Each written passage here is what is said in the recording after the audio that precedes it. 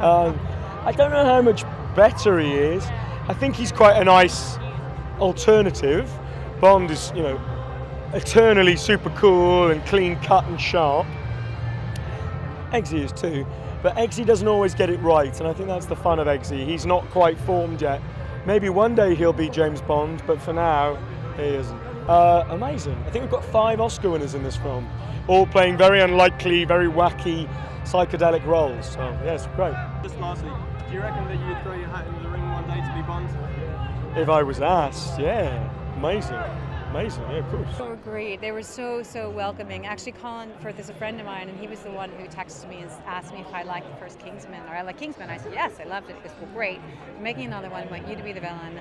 And so they you know, he and Matthew have been talking, and I was delighted to be invited into. Yeah, but villains don't think they're villains. They just think they're doing the right thing. I think that's what's fun about it, is that she's got this great big plan. It's only the rest of the world makes it, you know, seem unusual. Why?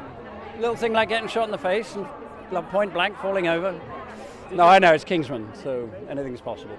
No, Matthew kind of included me in his thinking enough that I knew he could imagine 3. It wasn't quite as much as a master plan, but he said he could, if they work, he could imagine 3.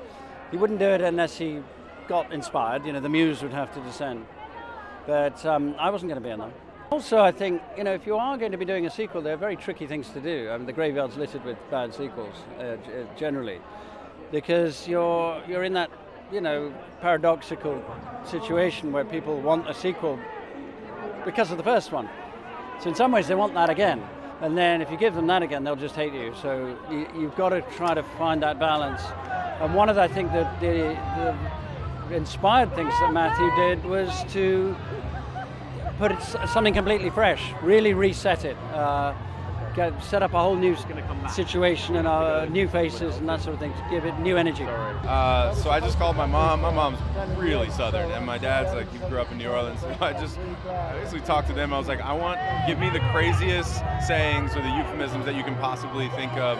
I went on the internet. I called my family in Alabama. I was like, give me stuff that like has never been like heard in like this century, and there is some hilarious stuff in there. No, not at all. I mean, I think every single American in the movie, we loved the first film. I mean, we just straight up were fans. I mean, I think Halle was an aspire. You know, she was a Bond woman, not girl. I don't know what the PC way to say it is, but so she's been in one of the most iconic English or British films that you could possibly be in. And this is just the next, I think, generation. It's the next wave of punk rock sort of spy movies. And I don't know, it's an honor.